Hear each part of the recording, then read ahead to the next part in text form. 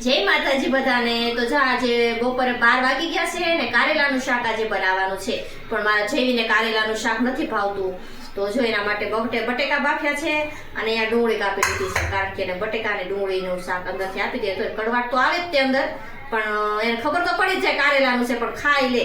અને અહીંયા જો એક મરચું કાપ્યું છે ને ટમેટું કાપ્યું છે।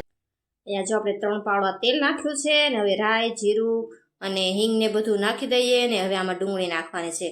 તો ચાલો જો આમાં ડુંગળી નાખી દીધી છે, હવે આને થોડી વાર કકડવા દેવાની છે અને આપણી ડુંગળી મસ્ત કકડી ગઈ છે। હવે આમાં ટમેટું નાખવાનું છે, ટમેટું નાખી દીધા પછી આપણે મસાલા બધા નાખી દઈએ અને આપણે જો મસ્ત ગ્રેવી તૈયાર થઈ ગઈ છે, થોડીક ખાંડ નાખી દેવાની એટલે કડવાટ ન રહે। અને આ જો મરચું પણ આપણે નાખી દીધું છે અને ચાલો હવે આ કારેલા ને બટેટા નાખી દઈએ એમાં। તો જો આપણું મસ્ત શાક બનીને તૈયાર થઈ ગયું છે। તો અહીંયા જો આપણું શાક બનીને તૈયાર થઈ ગયું છે મસ્ત, જો શાક આપણું તૈયાર છે અને આપણે રોટલી પણ તૈયાર થાય છે। હમણાં રોટલી તૈયાર થાય પછી સંભારો થોડો બનાવી નાખીએ કાકડીનો અને એનો, અને પછી જમવા બેસી જાય। અને ચાલો બધા આવે જમવા। જો જમવામાં છે કાકડી છે, શાક છે, રોટલી છે ને છાશ છે। તો ચાલો વિડીયો ગમ્યો તો લાઈક કરી દેજો અને ચેનલને કરી દેજો સબસ્ક્રાઈબ।